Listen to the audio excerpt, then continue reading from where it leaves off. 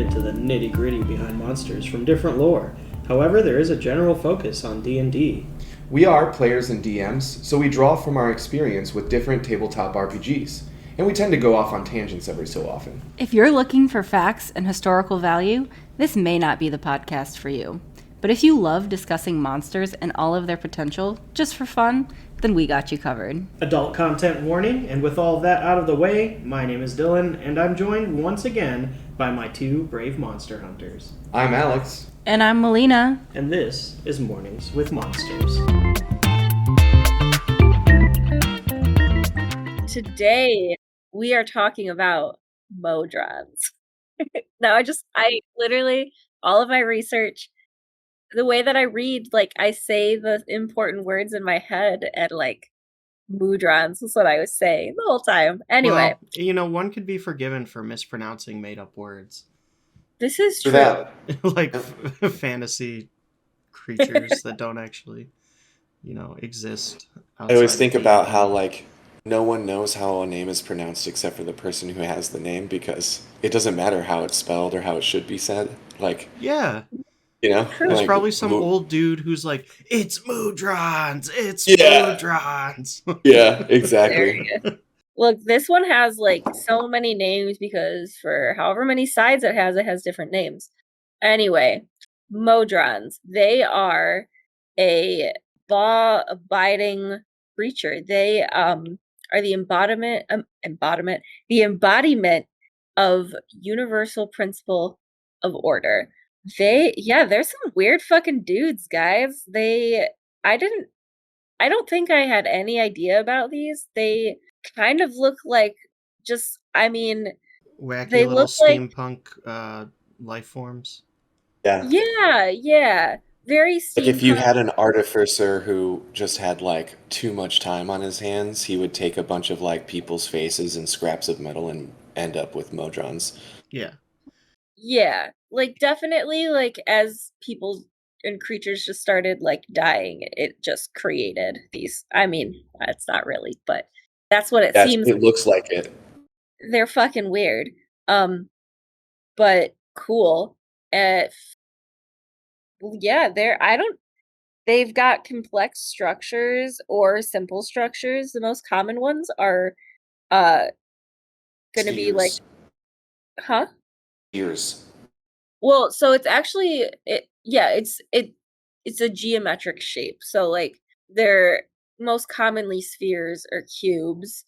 And the amount of walls or the amount of sides that the Modron has actually determines its ranking in society. So when a Modron is a circle, it's going to be the lowest on the lowest of the ranking. I don't like the term lowest on the totem pole because that's backwards. You could say lowest caste. Yes, yeah. So it's a very strict caste system that they adhere to. Yeah, because it's the ones above them are the only ones above them, technically. Because one that's two above them is too advanced for one that's two below them to understand. And the coolest part about Modrons is that their complexity of mind increases with the caste. So the very lowest rung, they're only capable of doing one thing at a time. So if that means talking, they have to sit still. But if that means marching, that's all they can do. They can't talk, they can't do weaponry or anything like that. So yeah, and if that means stabbing, that's all they're doing. They're only stabbing. Mm-hmm. Which is kind of scary. I don't think I knew that exactly. Yeah, it's interesting because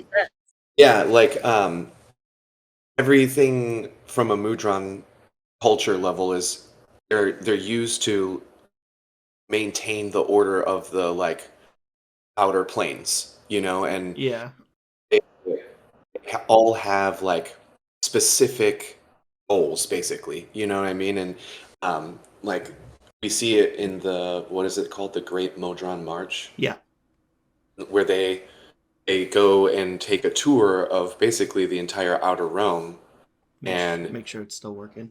Yep, make sure that the law of order is still adhered to. And it's funny because in those marches, maybe 2% or something like that of the Modrons who set out return home, and so it's like it's not only a like very big job, but it's also super dangerous for them. But they don't care because they're meant for it. Yeah, and I think we're gonna have to talk about the march to explain the Modron a little bit more. Yeah, When we say that they maintain order in the outer realms, when they go on their march, they traverse every plane of existence, which is weird because it happens every like 278 years, like clockwork.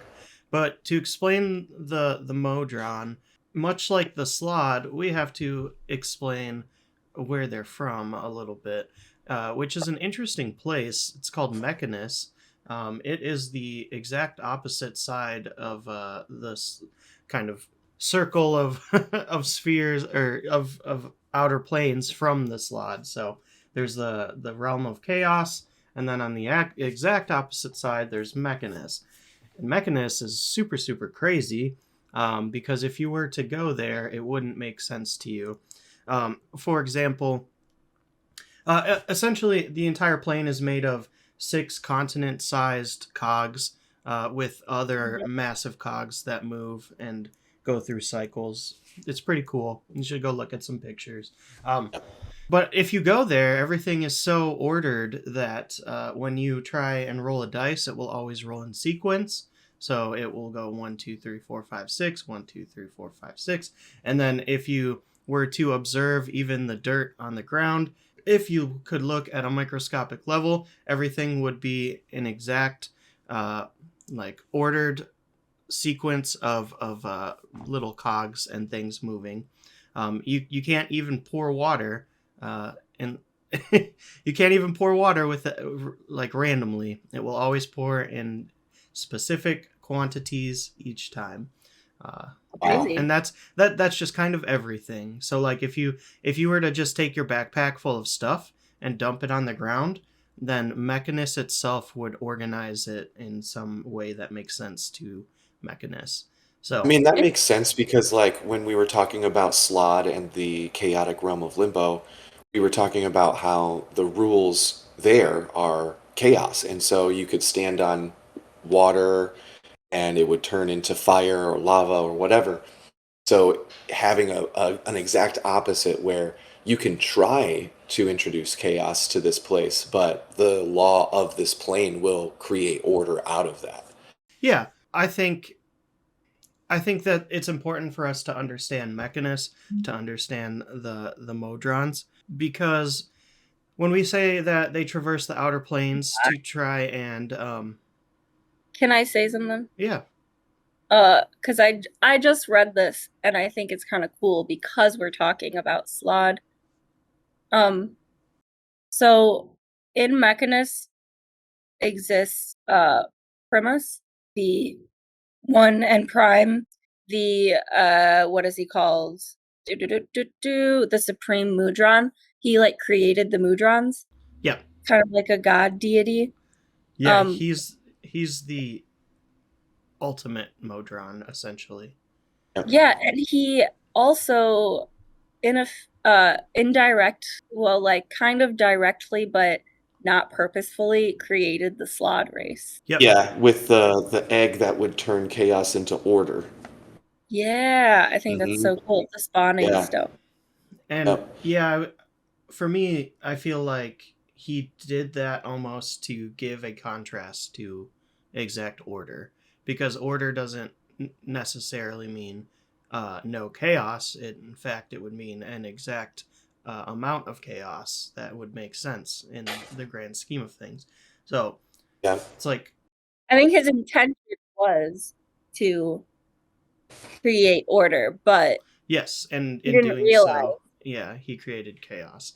And chaos and order are two sides of the same coin, as much as they are, uh, as much as there is like a fine line in between the two of them. I think, like, as ordered as these Modrons are, they sound like they are beings that could very closely relate to beings of chaos, um, in my opinion, because I think those lines get a little blurred when you start saying that this is the way something is, and that's the only way, and that's the right way.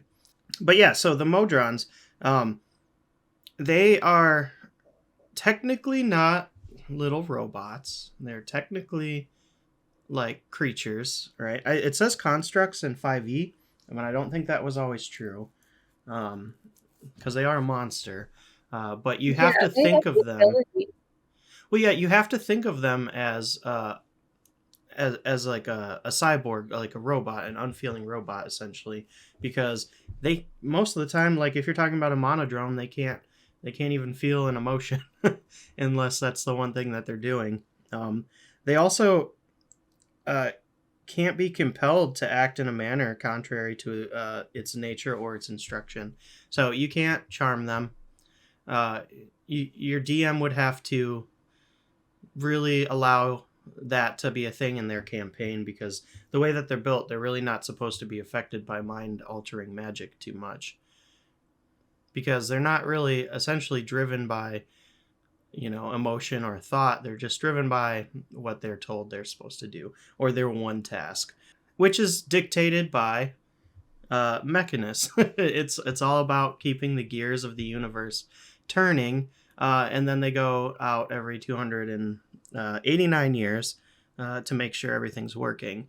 But that is also heavily debated, apparently, about why they actually go on their march. So I read that some believe that there is a fixed amount of Modrons, and every time one dies, Primus makes another one.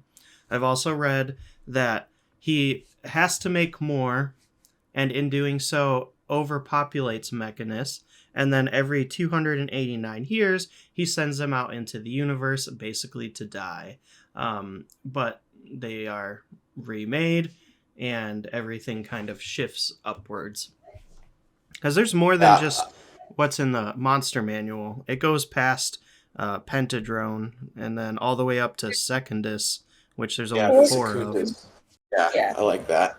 And I like that, if a higher rank Modron dies, then there will be kind of a shift upwards. Yep. Like it's cool because when I was learning science in high school, there's like a bunch of sea creatures who do that. Yeah.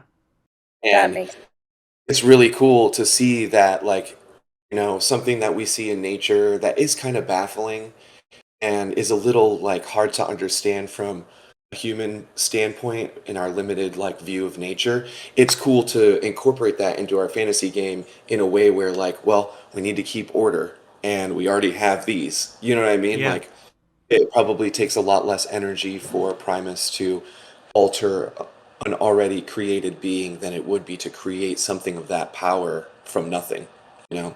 Yeah. I I think Primus. I think I understand him quite a bit more than I did when we talked about the Slod after deep diving the Modron, because that's what he is. He's basically a Modron, because if Yeah. he dies, he is also instantly replaced by one of the Secondus, and sense. yeah, so he just can't die. Although he has died once. He can be killed He though. can be killed, yeah, but he's Yep. just replaced. Yep. Yeah, but Their immortality is like, because like they are immortal, but they're also it because of like the shift thing. That's like almost built into their immortality mechanics. It's like a different type of immortal, in my opinion. It's really just the Like their plane. souls are immortal. Yeah, it's really just the plane of Mechanus making sure that the tools of order stay on the shelf, basically. yeah, It's Yeah. it's making sure that it stays the way that it needs to, which is pretty cool that a yeah, plane has the control to do that. yeah. It's very very interesting. I completely agree. I really like Mechanus. Even like the the parts where like the cogs are always moving, and so they have Yeah. like scaffolding that goes across the different cogs, and they have to remake that constantly because they are shifting ever so slightly. So there's like probably like a million little monodrones where that's their task, or uh, Yeah, because doesn't it take like a few cycles for yeah. the gears to do a revolution? That would make sense. Mhm. So it's Mechanus real small. But yeah, so it completes 17 cycles there it is. Yeah. once. So like it takes 289 years for it to complete 17 cycles, whatever that means. However that math works out. Um, Okay. and then that's when they send a mass of these Modrons. And when we say like they send them out, they're not going out on a war mission. They're going out to all the planes to observe and basically record. And then only a handful of them make it back Yeah. because like Very For like us Star in Trekky. I was about to say, for us in the service industry, imagine, if you will, one time a month or a year, let's say a year, we have on the same exact day all the health inspectors yeah. like go out to every restaurant that they can, every single restaurant that they can at the same time or in near enough same time as they can. And the only difference is that in some places those restaurants fight back and the health inspectors never come back home. But it would be like that. It's a bureaucratic checkup to make sure that not only are you on a personal level adhering to the laws of order, but like so is your plane, you know?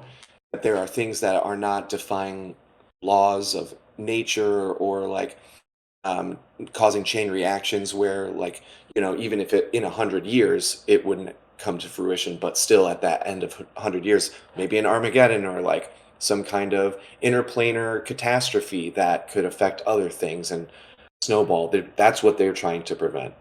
True. So like time people in Loki. Yeah, essentially, but Yeah, there's I've never seen it, but I could assume yeah, that kind of lends in, and I don't think we should talk about it too much because I think it's an interesting topic for another video. But what do they do when people are messing up the rules of everything? yeah.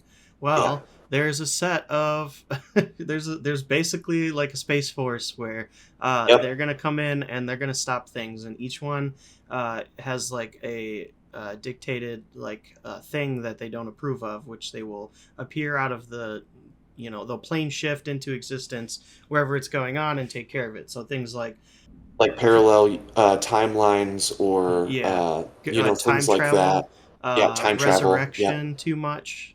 yeah, Like like certain kinds of Wait, resurrection. it's And so funny because that it literally like it sounds like the Time Bureau in and it's Loki. funny because they have like one of the coolest names for that group who does that thing in D&D, and so you guys will have to tune in for our episode on the Inevitables. yes, Inevitably. Oh yeah. the Inevitables, and they're not even in 5e, unfortunately. That's okay. We're gonna do one anyway because they're Yeah. fucking rad. Yeah, they are, and you could have them in your campaign. There's plenty of Yeah. stuff online that you can make work, Well, but we're also I not a have, strictly 5e D&D monster podcast. no, We are that's true. that's But true. like I've heard that you can find a pretty easy parallel homebrew if you want an inevitable and you just kind of reskin a solar angel. Oh, that makes sense. Yeah. Yeah. So that's kind of like how those things get sent out. I don't necessarily know that the Modrons are like sending them to home base and then Primus is sending these things out. But I think the fact that they are going to observe that those things will be observed is just enough for these inevitables, which spawned from a war where Primus was like, okay, we'll get rid of all the chaos, which is when the slots were made, and then all the realms banded together to take down the forces of evil in the universe, in the multiverse, and that's when the inevitables were created, was essentially to do that. But it's D&D, so things backfired and Primus died, and there's multiple storylines, so that gets really deep. But Modrons, Yes. on our Modrons. episode today. Yes, they're they're very very fun. And I think that the March of the Modron or whatever, the exact name of it, was a campaign setting in like 3.5, I believe. Yeah, it was. Hmm. And for some reason, that just makes so much sense. It seems like a really really good old school, um, campaign setting. It just kind of makes sense. The artwork, the ideas, uh, and for 3.5 specifically because the role play, it seems like there'd be some really cool stuff. Yeah, I think I've never seen them used in a 5e campaign, right. but I think that would be really really fun. I mean, um, could you imagine like being a player and confronting something like this? Like, especially a lower cast Modron, it would be hilarious, in my opinion. Yeah, I think they would be very unique to roleplay as a DM, Yeah, because they can only do one thing at a time. Because most of the time when you're running into them, you're probably only running into the first three, maybe four types. But for the most part, it's going to be the monodrones, because yeah, there's like 300 million of them, so they're yeah. sending those out. But I'm sure there would also be the Comfortable. duodrones and the tridrones, maybe some quadrones.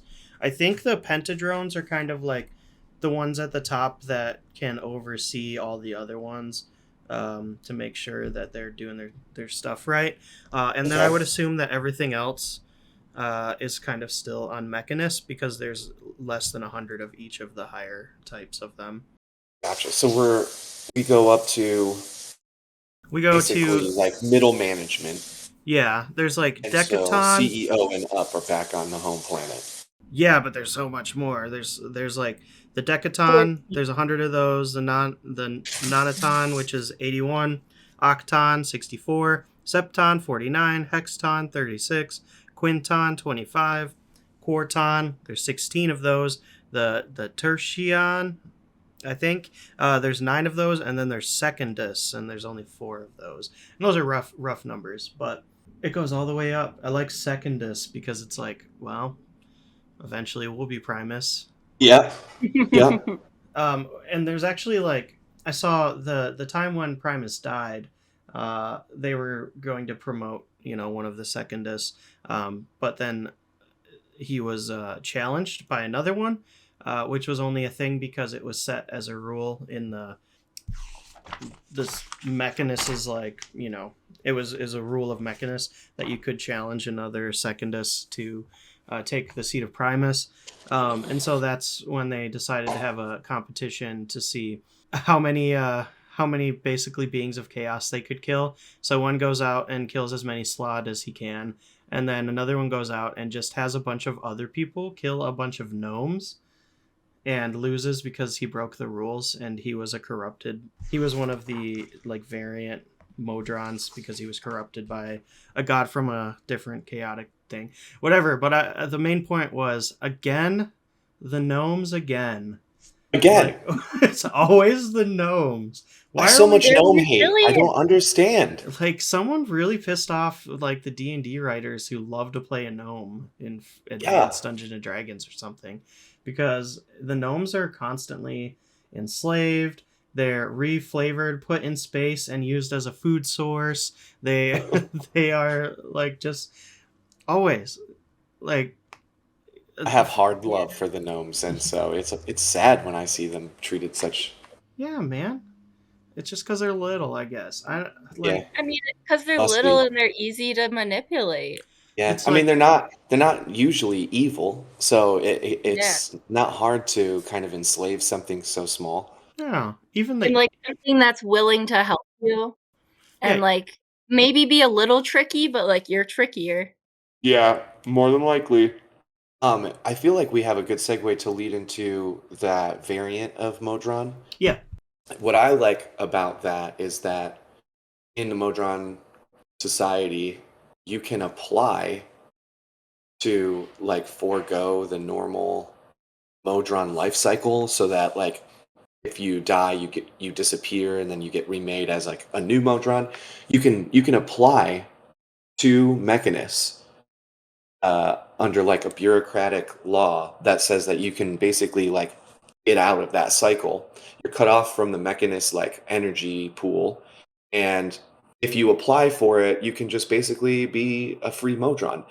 So most of the lower caste Modrons aren't really capable of thought processes that would allow them to think, oh, I should apply for this.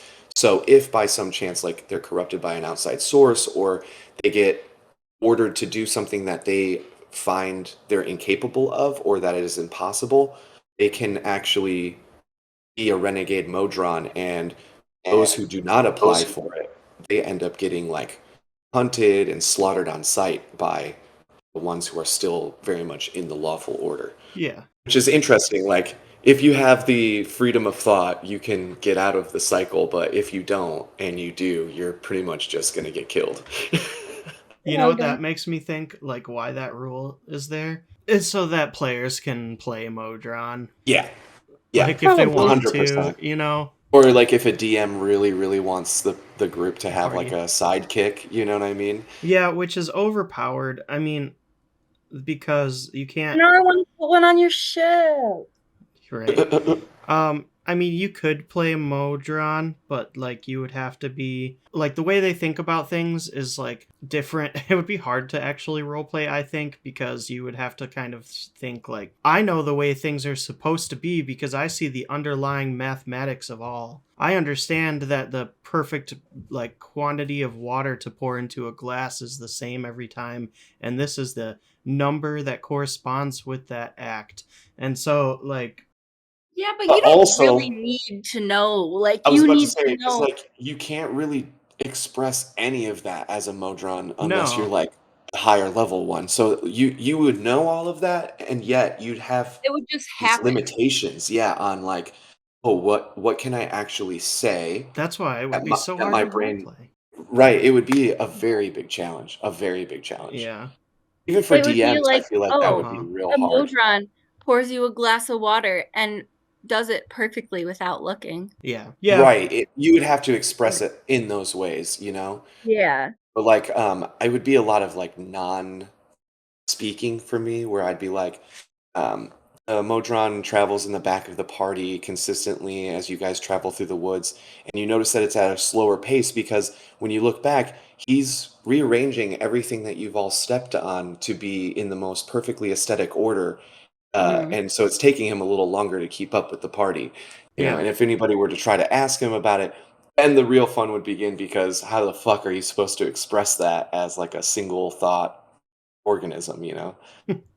I mean, it's like the whole world's an equation that he's constantly solving. Yeah, putting back into rightful place, Yeah. you know, balancing it all. It would be a fun roleplay experience with Hmm. the Modrons from a DM perspective. Also a Yeah. difficult one, I think. Like if you were going to, I think it would be cool to like go to Mechanus because like That would. you could essentially just probably go, and as long as you're not fighting everything, you could probably get to Primus fairly easy. They're gonna just let you unless your presence there is going to disrupt the order of the universe. You're pretty much just good to go. I feel like the most difficult part would be you might have to play rules lawyer for yourself for a while. Yeah. You know, like Yeah. maybe while being in Mechanus at least, but I I have a hard time believing that like there's a plane that wouldn't let people in unless like the the like drive behind the plane is something that like would have that motivation. Because like if you think about it, a human in the abyss, the demons are going crazy trying to rip that thing apart, you know? A human in limbo, like the actual plane is trying to rip that human apart because It it's makes a too match much of sense. willpower. Yeah. Yeah, exactly, you know? And so Yeah. I feel like any part of the cosmos, as you would allow you to be there. It's just how long you could survive based on the rules of that plane. And Mechanus seems like one of the easier planes to exist in Yeah. outside of the Prime, Until you you know? go to speak to Primus and he turns your brain into soup Yeah, because of his his law. catastrophically intelligent like thought process. I wonder what would happen if you put a character that is just essentially a completely chaotic version of what they are, aka Stampy, on a place like Mechanus. Oh I mean, like, God, I'm probably like being hunted by the inevitables as we speak. Yeah, honestly, yeah. yeah, like I'm trying to think. I'm like, would something start happening to like your structure? Would the land start to like do something to you? Would you be affected by the energy? Would you, because it's like you have such a, like unstructured energy with inside you with the God shard, but also Yeah. with like just I who you think the are. Modrons would just want to kill me. Yeah, I Yeah. think All right. destruction would be the easiest way to go about setting order to Stampy's like chaotic ball of influence without understanding like how ingrained the shard and Stampy are together. Like, is it still a separate entity within Stampy, or is it becoming part of him now? You know what I mean? The more he uses it, without understanding that, like it would just be easier just kill him. Yeah, But even before the shard, yeah, because I'm a Loxodon who's not a Loxodon. So you're a Lockdown raised by dwarves they who's might a be okay with it just I was because. about to say that doesn't seem like an order breaking paradox or but a anything like that. Revengos paladin. Even Well, then, there's a there are paladin of still vengeance. yep. I guess. I don't know. I just think that there's There are something that even shadow paladins who basically work against what yeah. a paladin should. So I feel like I don't know. I'm just until intrigued. a being like really fucks with like physics, Yeah, it's not really going to do much. Like the other session when Stampy almost had all of the books of the future, that's something I could see having more ramifications than Stampy could handle by himself. You know what I mean? probably, which is what I Yeah. was going for. Yeah, exactly. You know, destroying something that a deity is giving out, even if it's just like the sentient weapon of a deity. Those are things that are deemed not only possible but probably necessary by For the the book, like you should have just taken the weapon instead of. Yeah, honestly. that would have been dope. Well, we didn't know about the weapon. No, Well, not you until you should have got done a possessed by perception it. check. Yeah. Well, it was in Investigation a check. different part of the room, and I wasn't Oh. looking. I thought it was like hidden in the mountains Sure. somewhere. Yeah, it was somewhere in a deep cellar. Sure. Just a sentient weapon of a god. I thought it was in that room, but whatever. I don't know. Anywho. Is that the sound of footsteps marching outside your window? Yeah, actually, there's a lot of them. Sounds like, wow, a lot of footsteps. A lot of note taking. I could hear the You're being pencils scribbling from here. All right, I gotta go Uh-oh. check that out because it's snowing and that. Make sure you clean up your room before you let anybody in. Oh yeah, shit. So, I'm gonna make my bed. We'll be right back. Hey guys, welcome back to another middle of the episodes. Hope you're enjoying our little talk about Modrons this week. Super interesting, guys. Check us out on Instagram. Also, if you want us to talk about something different, something new, something you're passionate about or just want to know about, you can reach us at morningswmonsters@gmail.com. Also, as always, huge shout out to @MizenCake. Check out some awesome work on Instagram. They did our cover art and we love it. We love it so much. Also, if you found out about us by scanning a QR code on a little sticker somebody smacked up on a bathroom stall or, maybe a telephone pole or something like that. That is all thanks to @Olava's Cryptid Crafts. Again, check them out. I think that's going to do it for us. Not much to talk about other than Modrons this week. So we will continue the episode now. Yeah, there's an army of Modrons just kind of walking through the streets. They're not. One dude ran out with a baseball bat, but he's dead now. But Yeah, other than that, they're not doing anything. Okay. I guess let's hop into some prompt questions and get those brain juices flowing. You must have everything in order there, Dylan. In order. We'll see. Yeah, they're not bothering you. Oh, I mean, they don't. Yeah, we'll see. They haven't come inside.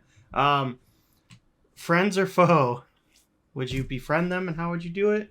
Would you fight them? How would you do it? I can see both. Yeah, if you're fighting them, that's a lot. That's a lot of fighting. It depends on how many you interact with as well. I was like Yeah. gonna say if you're gonna fight one, you're gonna win. But Yeah. Yeah, they Okay, got hold on. 22 hit If points. you're gonna fight one in the base of the hierarchy, but well, if you're that's what I'm gonna saying though. I mean, I realistically don't see a player just happening upon like Modrons, yeah. Modrons that are higher level than the third, you know? Like I just it's one of those things like and even then, if you do happen upon a Modron, you're happening upon more than one. Almost guaranteed. Yeah. also highest level Modrons are humanoid looking, so you might not Mhm. even know. Kinda humanoid.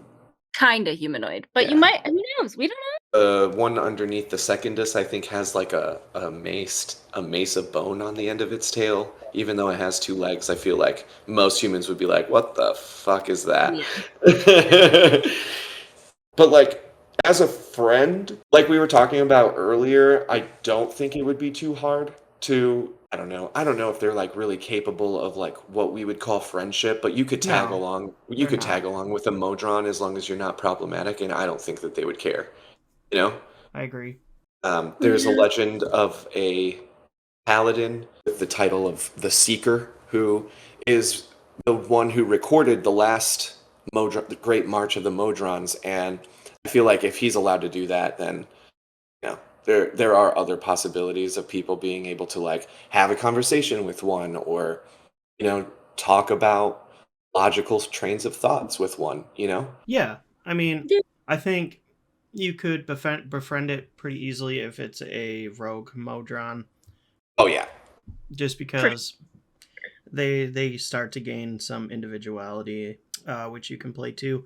But they still can't be really controlled by magic of the mind as much as your DM will allow, which I think is super powerful. But they also just see things as they are at a mathematical level. So I think that could also, like, if you're going up to an ancient door covered in runes and it's locked, they might just be able to go up and like see. see it see it as numbers, yeah. essentially, and just be Do like, you, oh, do you guys think that they all see things like the Matrix? I don't know if they do, but I think they understand things that way Yeah, because Primus can, yeah, I could get that. and he yeah. creates them essentially in his image because eventually they become him, or could become him. I'm trying to remember exactly. Like, there's like one thing, like they can either see magic, like they can just see magic, or there's something like that where they're just like overpowered as a familiar. Super cool. I think it would be pretty easy to befriend in that situation. I think it would be really hard to befriend if you're just straight up going to Mechanus. I don't think those Modrons are really going to give you the time of day unless you're creating chaos. Or I think it would be very strange to go to Mechanus and talk to the beings there because they're all busy. Yeah, it would be Yeah. hard for sure. I would just want to observe. I don't think I'd want to be a friend or a foe. I would just want to be an onlooker. Okay. Yeah. Observe them observing you. Yeah. I think that's interesting. Also, if you want to fight one, just throw it a paradox. Yeah.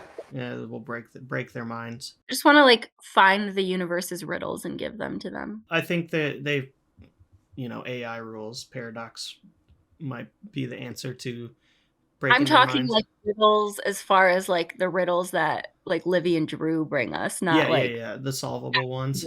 Yeah. not like Absolutely. game breaking Just to riddles like about the see them, universe. Just just to like see them answer them for you. yeah, Yeah. Yeah. just shits and Agreed. giggles. They're like banana. The answer is obviously, but what? How is that obvious, sir? How? They start spewing out numbers. It fits the treasure box. Right. It's fine. All right. Well, I mean that one's a little bit unique of a question for these guys because These guys, yeah. they're not really. It's not really an obvious answer either way. No, and I don't think you want to fight them. They seem like pretty chill, pretty cute little guys, unless they're trying to kill you. Which And I Or think they if you if your ran might. into character has like, experience, I mean, if you have an Chaotic tendencies. anti-establishment background, you're not going to want to be around these guys. But outside of that, if you have at least a cool understanding of like that order should exist, Yeah. then you're cool. You know, like you won't have a hard time. all right, Alex, the next character you play has to be a super I feel like you have to play like a super straight edge paladin because all of your characters are like a little chaotic, I a little guess. like they're all very like anti establishment, like anti like as much as you're there for the Vanguardians, you're also like, but I'm gonna break shit if it makes more sense or if I don't understand it. Like You're just gonna be a super paladin oath of what, like the word Righteousness or something. Yes, the super basic vanilla one.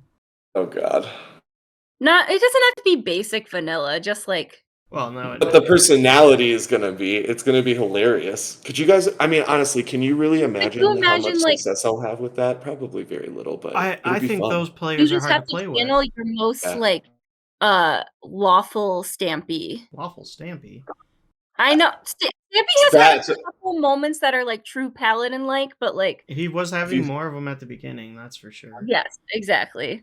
But he's something. I haven't seen the Stampy willing to call the health department in a long time. So I was talking about calling the health department yesterday. I know. Yeah. Yeah. I think you were looking at something. They the had Fantasy Drug Administration. The Yeah. FDA. Yeah. Oh yeah. Okay. Yeah. 'Cause we talked about Asha too, right? Yeah. Mm-hmm. Yeah, because they weren't regulating any of their food in this town we went to. It said meat pies. Who knows what kind of meat? It was terrible. Terrifying. I mean, the meat pies were really good, but they still. were good. But it was terrifying cafeteria lunch food. Yeah, pretty much. Scary. All right. what you're gonna get Fantasy regulatory governing bodies. Gotta have them. If you were to homebrew this monster, what would you add or change? Also a difficult question. Oh my god, but I feel like there's literally 14 versions of this goddamn creature, not including the variant that helps with the like I think I only have alignment one change. augmentation if I would homebrew it. I like the fact that like inevitably a single monodron, right, could become Primus at some point.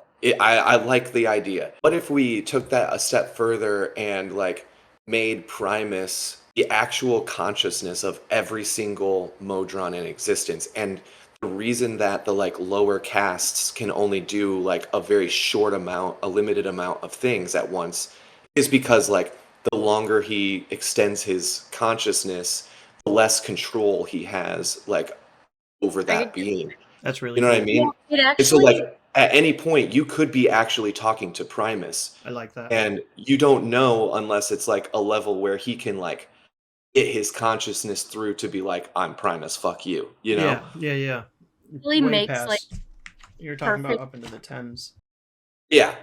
well, like it makes perfect sense. I don't know if you guys saw this, but like all of the Modrons are aware of Primus's existence, but if you were a monodron who was being talked to by like a pentadrone, like you would just think it was like some extraordinarily powerful duodrone. You don't really like have the Right, concept like of Dylan was anything saying, that's like you higher don't than the know one two above higher you. than you. Got you. Yeah, That's so cool. like once you become a duodrone, you're aware of the tridrone and you're aware of Primus, but you're not aware of like really any of the other guys. They're just like things around you. But you're always aware of Primus. That's interesting because Yeah, that means only so- Secondus would understand Primus. Well, yeah, like to that true extent. Also, I don't even think they probably would has- understand him. It would just Oh yeah, it's less of like an aware of him as understanding an and more of like, individual. yeah, like they're all aware of him to a certain extent already. So I Right. think that like if you added in that like mental connection, like I think it fits in the storyline if it wasn't already a thing because of the way that works. Like Yeah, it does actually track very well, and I think they're hive mind. I would I don't assume think they're that they would hive have mind, to but be, they right? do have There's they some do kind of have like clairvoyance abilities. Yeah, the higher levels can replicate a lot of things like that. They're just immune to like the mind stuff and like Yeah. emotion affecting things. But Yeah. I don't necessarily think that they're written as like a hive mind, but I think that it fits I think- extremely well into Yeah. the I think Yeah. I would if I'm gonna add or change anything, just put a hard line in the sand about what magic can affect them, because I Yes. think it's awesome to have a creature that you just can't use magic on. I mean, maybe Yep. some magic, but like Primus, he's immune to all magic. Like Can't do it. you can't use magic on him Nope. unless there's like a specific item that was made by a god to fight Primus. Yeah. To like neutralize that. Yeah. Well, if you draw your magic from positive energy or negative energy planes, then they are immune to it. Yep. Yeah, and I think just adding that like specific like Stricter. yeah, like say this is what you can't use abjuration, conjuration, like you Yeah. can't use any spells on these things, or like they have It a might have to be like one school of magic works. Like you probably have to. It's probably easier to figure out what works on them versus Yeah. what doesn't. yeah. I think if I was gonna change something, I would that maybe make that a little bit more clear, because Sure. I think it was in original. Like originally, you couldn't use any magic on them when magic was simpler. That makes That makes sense. Yeah, I think that's fun. Do we agree with their base alignment? Lawful neutral. I think these motherfuckers are the embodiment of lawful neutral. yes. They Completely unbiased. They don't. There is no good or bad when order is looked at from such a logical point of view. Yep. You know, Much like the Slod, they kind of just fit that. They are the and they're created example. for the purpose. Yeah, exactly. There's a reason why we have that on the yeah, on the on board, the alignments. you know? Yeah, Mhm. absolutely. Mhm.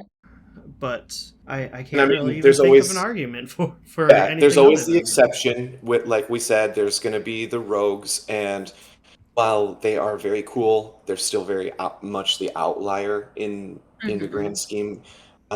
You can go up or down the cast list, and 99.99% of the time, every single Modron will fall into that lawful neutral category where they are sticklers for the rules and they have no personal investment in it outside of the law is the law. Yep. Mhm. Order is order. And now it's time for everyone's favorite question.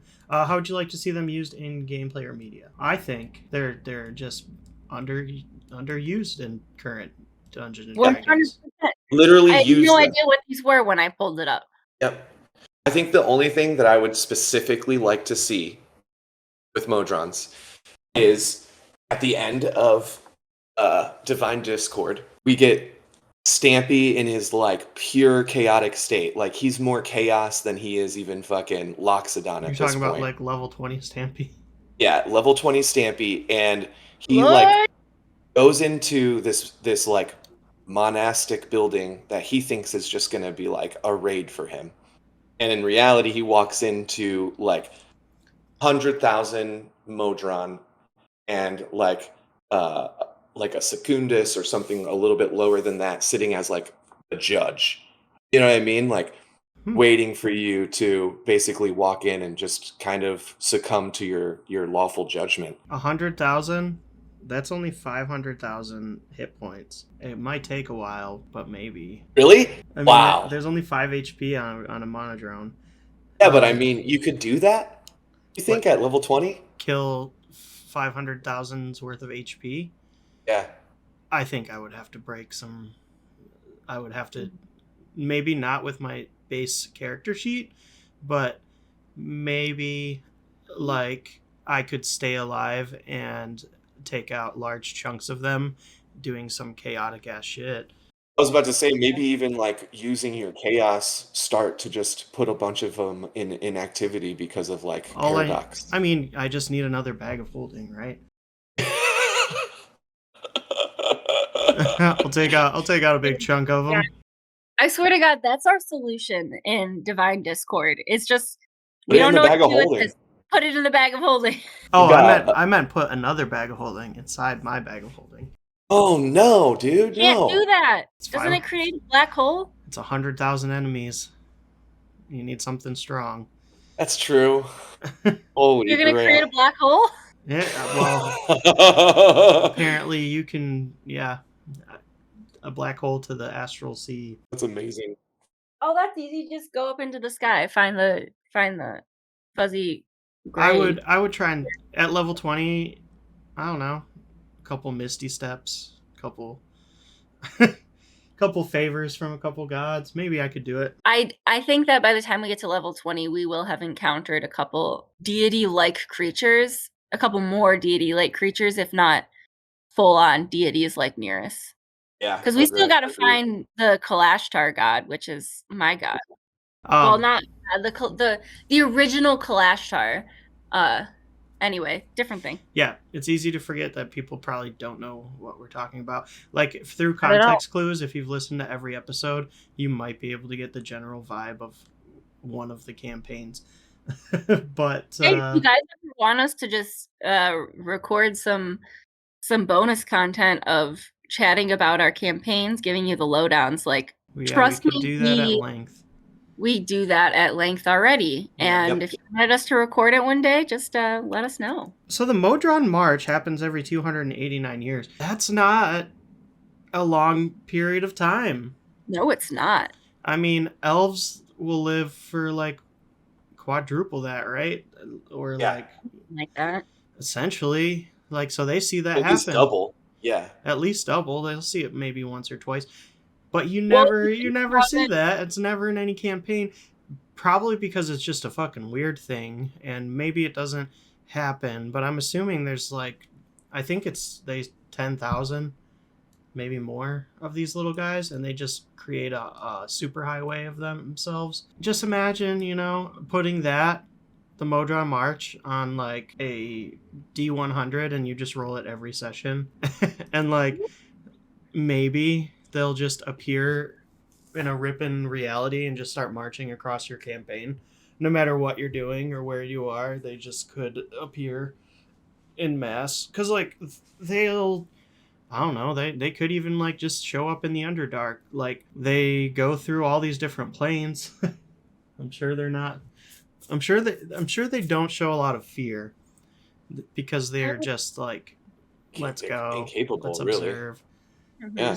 So I think that would be really interesting, just to like randomly throw the Modron March in, or build an entire campaign around going to Mechanus, and like we had talked about a campaign where you travel to the realm of chaos that I forget the name of, but Limbo. going there to try and like kill all the Slod, and then you find out that the Slod are, just they're wronged essentially because they didn't want to exist in the first place. I think Mechanus would just be a great like arc of that campaign. Yeah. Yeah, going there sounds really fun. Yeah, I think it would be really, really fun as a DM to explain or like put them in a situation where like they just can't be chaotic because the literal like space that they're in keeps correcting all of the crazy stuff they do. Yep. I think that would be fun, especially our Vanguardians. Kimmy would hate it. Oh my god, it would be Kimmy would hate hilarious. They start singing and it auto-tunes your voice. Like, all your crazy magical like effects that change your hair color and stuff all just kind of stop working. Her ring activates, but it's like only in order. So Yeah. it's like whatever number 1 is, number 2 is, number 3. Yeah, and it activates at specific increments. Yeah, like every 10 Oh my minutes or goodness. something.